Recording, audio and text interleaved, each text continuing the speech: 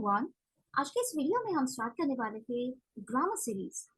जैसे कि ग्रामर का जो पोर्शन है हमने स्कूल डेज में भी पढ़ चुके हैं और हम कॉलेज डेज में भी पढ़ चुके हैं, राइट। बट वो बहुत बोरिंग तरीके से हमने पढ़ा था जिससे हमें कुछ याद भी नहीं है, राइट। तो हम इस सेशन में, इस सीरीज में जो हम ग्रामर पढ़ने वाले हैं वो स्टोरी बेसिस पर पढ़ने वाले हैं, सो दैट उसे हम लॉन्ग टर्म के लिए याद रख सकें। सो ग्रामर सीरीज में जैसे कि कई सारे टॉपिक्स है, आर्टिकल्स है, नाउन है, प्रोनाउंस है, वर्ब्स है, एडवर्ब्स है। सबसे पहले हम इसमें से देखेंगे आर्टिकल्स। ओके, आर्टिकल इसलिए स्टार्ट करने वाली हूँ मैं सबसे पहले क्योंकि हमें बेसिक से लेकर एक एडवांस लेवल तक जाना है, जैसे हम मैथ्स में देखते हैं, राइट। जैसे मैथ्स में हम सिंप्लीफिकेशन से स्टार्ट करते हैं, फिर data interpretation and then word problems में हम जाते हैं, वैसे ही हम ग्रामर सीरीज में हम करने वाले हैं। सो ग्रामर सीरीज में जो सबसे पहला टॉपिक है हमारा article. Now what do you mean by article? तो जैसे कि इस दुनिया में हमारा एग्जिस्टेंस स्टार्ट होता है जब हम न्यू बॉर्न किड होते हैं, राइट। जब न्यू बॉर्न बच्चे होते हैं तभी से हमारा एग्जिस्टेंस स्टार्ट हुआ, ठीक है। तो ये जो आर्टिकल है इनका भी एग्जिस्टेंस स्टार्ट हुआ जब ये न्यू बॉर्न बच्चे थे। और ये कोई एक बच्चा नहीं था, ये थे तीन भाई, एक ए, एक एन और एक द, ठीक है। ये न्यू बॉर्न बच्चे हैं। जो सबसे पहला सबसे बड़ा जो भाई है उसका एक वन लेटर से इसका नाम रखा गया ए, दूसरे का दो से एन और तीसरे का द से पीएच द। ओके, सो अब बात आती है कि इनके पेरेंट्स कौन है। न्यू बॉर्न बच्चे तो हो गए, बट पेरेंट्स का कुछ अता पता, हाँ है, पेरेंट्स का अता पता है। वो है इनके पेरेंट्स नाउन, ठीक है। अब नाउन में जैसे कि हमारे पेरेंट्स होते हैं दो, मदर एंड फादर, तो इसमें भी इनके मदर एंड फादर है।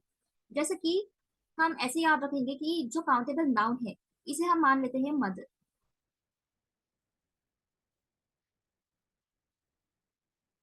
और जो अनकाउंटेबल नाउन है उसे हम मान लेते हैं फादर।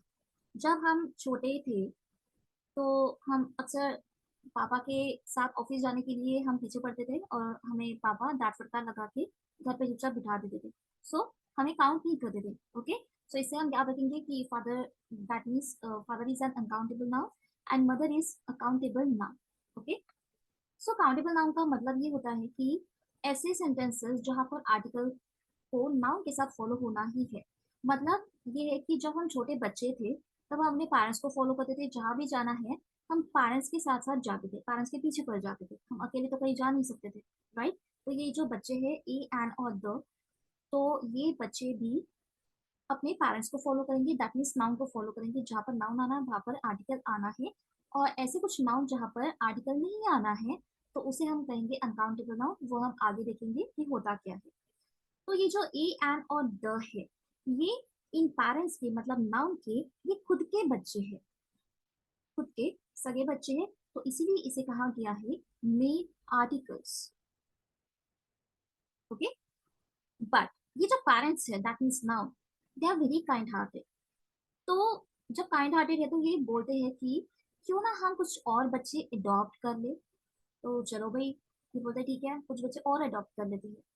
तो ये सोचते हैं कि एक काम करते हैं, कुछ बच्चे जो अडॉप्ट करेंगे तो इनका नाम रखा गया demonstrative and possessive positions. Position मतलब क्या, अधिकार। और डेमोन्स्ट्रेटिव का मतलब होता है डेमोन्स्ट्रेट करना, दैट मीन्स रिप्रेजेंट करना। अगर हमें किसी का नाम पता नहीं है तो हम क्या करेंगे, इसे डिनोट करेंगे या रिप्रेजेंट करेंगे कि मुझे उस पर्टिकुलर गर्ल से बात करनी है या उस पर्टिकुलर बॉय से मुझे बात करनी है, that is demonstrative. Okay, and position का मतलब होता है अधिकार जताना, ठीक है। जैसे कि जो एडॉप्टेड किड्स होते हैं उनका उतना ज्यादा अधिकार नहीं होता अपने पेरेंट्स पे, तो इसीलिए इसे कहा गया है वीक आर्टिकल्स, ठीक है। दो टाइप्स के बच्चे हो गए, एक तो पहले थे मेन आर्टिकल्स जिसमें है ए एंड और द, दूसरा है वीक आर्टिकल्स जिसमें है डेमोस्ट्रेटिव एंड पोजीशन। पोजीशंस में दो टाइप्स के पोजीशंस होते हैं, एक तो हम एपोस्ट्रोफी से या एपोस्ट्रोफी एस से उसे डिनोट करते हैं, ठीक है। जैसे कि अगर मैंने कहा मेरी कार, तो मैं इसे डिनोट करूंगी, यहाँ पर लिखूंगी मैं पॉजिटिव में रूपालीस कार। अब ये सिंगुलर है रूपाली, इसलिए मैंने यहाँ पर एपोस्ट्रोफी एस लगा दिया।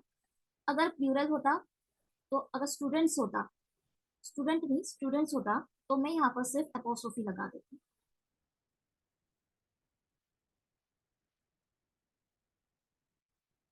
इसके बाद मैंने सिर्फ एपोस्ट्रोफी लगाया है, ठीक है। अगर मैं कहूँ कि मेरी कार, तो मैं लिखूंगी my car, his, her, their. ठीक है, तो ये भी क्या हो गए, पोजेशंस। ठीक है,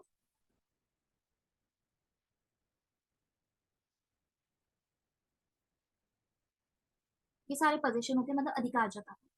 अब बात आती है डेमोन्स्ट्रेटिव की।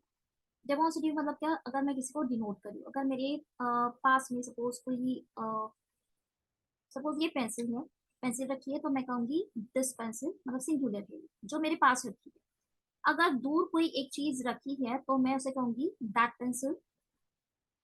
ओके, अगर मेरे पास बहुत सारी चीजें रखी है तो मैं कहूंगी प्लूरल वाला दीज। ओके, अगर मैं कहूँ दूर बहुत सारे स्टूडेंट्स बैठे हुए हैं तो मैं उन्हें कहूंगी दोज स्टूडेंट्स। ठीक है, तो ये सारे हो गए डेमोन्स्ट्रेटिव जिनका नाम मुझे पता नहीं है, बस मैं उन्हें रिप्रेजेंट कर रही हूँ, दैट इज डेमोन्स्ट्रेटिव। ठीक है, अब यहाँ पर इन पेरेंट्स का मन नहीं भरा, ये सोचते हैं कि क्यों ना कुछ एक और बच्चा अडॉप्ट कर ले। तो सोचते हैं कि अब इस बार हम एक न्यू बॉर्न चाइल्ड अडॉप्ट कर लेते हैं, ठीक है, जो अभी अभी उसने जन्म दिया, जिसे कहा गया है जीरो आर्टिकल। क्यों जीरो आर्टिकल बोला गया है? तो समझो कि ये जैसे न्यूबॉर्न किड है, लेकिन अनफॉर्चुनेटली जब ये अडॉप्ट करते हैं तो वो एक्सपायर हो जाता है, मतलब उसका जो एग्जिस्टेंस है वो कंप्लीटली खत्म हो जाता है, इसलिए उसे कहा गया है जीरो आर्टिकल। मतलब सेंटेंस की ऐसी कुछ केस आएगी जहां पर हमें बिल्कुल जीरो आर्टिकल की केस यूज करनी है, कोई आर्टिकल यूज नहीं करना। जैसे मैंने अनकाउंटेबल नाउन का एग्जांपल दिया था, जो फादर हमें लेके नहीं जाते, वैसे केस मतलब जीरो आर्टिकल्स। ठीक है, तो ये पूरा एक आर्टिकल का मैंने ओवरऑल एक जिस्ट दे दी। उसके बाद हम थोड़ा सा शॉर्ट में देख लेते हैं टाइप्स ऑफ आर्टिकल्स में। अभी हमने क्या देखा, मेन आर्टिकल्स में मतलब खुद के बच्चे कौन कौन से, ये ए है, एक दूसरा है, दूसरा भाई एन, और तीसरा कौन है, द। वीक आर्टिकल्स में हमने देखे जो एडॉप्टेड केस है, पोजीशन एंड डेमोन्स्ट्रेटिव। उसके बाद हमने देखे जीरो आर्टिकल्स। जीरो आर्टिकल्स में बेसिकली वो केस आती है जब हम पूरे संसार की बात करते हैं। जैसे अगर मैंने वुमन ना कहते हुए विमेन कहा, तो पूरे संसार में जितनी भी औरतें उनके बारे में बात कर रही हूँ, तो वहां पर मैं द, ए या एन नहीं लगा सकती, तो वो आ जाएगी जीरो आर्टिकल वाली केस। ऐसे क्वेश्चंस में हम आगे देखेंगे। अब थोड़ा सा हम आगे चलते हैं, थोड़ा सा हम जान लेते हैं इनके पेरेंट्स के बारे में। हमने तो बस इतना जाना कि they are very kind hearted, and mother जो है वो काउंटेबल नाउन है, एंड फादर का जो रोल है वो अनकाउंटेबल नाउन प्ले करने वाला है। ठीक है, अब जब काउंटेबल नाउन की बात आती है तो हमें स्कूल डेज में यही पढ़ा गया है कि काउंटेबल नाउन मतलब क्या, जिसकी गिनती हम कर सकते हैं। हाँ, ठीक है, सही है, जिसकी हम गिनती कर सकते हैं। लेकिन इसका थोड़ा सा हम डीप में जाकर देखते हैं। अगर मैंने यहाँ पर कई सारी चीजें यहाँ पर रखी है, सपोज ये बहुत सारी चॉकलेट्स है, और मैंने कहा कि एक से लेकर दो तक आप गिनती स्टार्ट करो, एक से लेकर बस दो तक क्या काउंट कर पा रहे हो। जैसे स्टार्स है, स्टार्स को अगर मैं देखूं अभी, तो एक से लेकर क्या दो तक मैं उसे काउंट कर सकती हूँ, हाँ कर सकती हूँ। तो स्टार्स क्या हो गया, काउंटेबल नाउन में आएगा ये अनकाउंटेबल नाउन में बिल्कुल नहीं आएगा। ओके, तो ये हो गया हमारी पहली कंडीशन कि it should be countable from 1 to 2। Okay, उसके बाद हम काउंटेबल नाउन को पहचानेंगे कैसे। अगर कोई काउंटेबल नाउन है या कोई नाउन है, अगर मुझे पता करना है कि ये काउंटेबल है या नहीं, तो मैं उसे प्लूरल करके देखूंगी, मतलब मैं उसे एस लगाकर देखूंगी। जैसे स्टार है, तो मैंने यहाँ पर बगल में लिखा है स्टार्स, क्या स्टार को मैं स्टार्स लिख सकती हूँ? तो हाँ, लिख सकती हूँ, that means this star is a countable noun. Okay, it can be plural. उसके बाद बारी आती है अनकाउंटेबल नाउन की। अनकाउंटेबल नाउन तो आप सबको पता ही है, जो लिक्विड होता है उसे हम गिन तो नहीं सकते, उसको काउंट तो नहीं कर सकते, तो वो क्या आएगा हमारा अनकाउंटेबल नाउन में। और दूसरी चीज, जैसे कि यहाँ पर मैंने कहा काउंटेबल नाउन में it can be plural, but in terms of uncountable noun it can not be plural. हम उसे प्लूरल नहीं बना सकते, जैसे मिल्क को मैं मिल्क नहीं बना सकती। ठीक है, या जूस को मैं जूसेस नहीं लिख सकती। तो ऐसे जो नाउन है ये आएंगे अनकाउंटेबल में। तीसरा एग्जांपल है इसमें ग्रेन। ओके, दूसरी चीज यहाँ पर मैंने लिखी है नीचे द ऑब्लिक नो आर्टिकल। तो अनकाउंटेबल नाउन में ऐसी कुछ केस आती है जहाँ पर द भी लग सकता है या फिर नो आर्टिकल हम लगा सकते हैं वहां पर, नो आर्टिकल वाली केस। जैसे कि एक ग्लास रखा है मेरे सामने और यहाँ पर पानी भरा हुआ है, ठीक है। तो अगर मुझे सिर्फ एक और ग्लास रखा है, ये समझ लेते हैं कि एक और ग्लास रखा है और मैंने कहा कि मुझे बस यही पानी चाहिए, बस यही ग्लास में जो रखा हुआ पानी है बस वही चाहिए मुझे, तो मैं यहाँ पर लगाऊंगी द, क्योंकि मुझे एक स्पेसिफिक पानी जो रखा हुआ है वो स्पेसिफिक ही ग्लास मुझे चाहिए, ठीक है।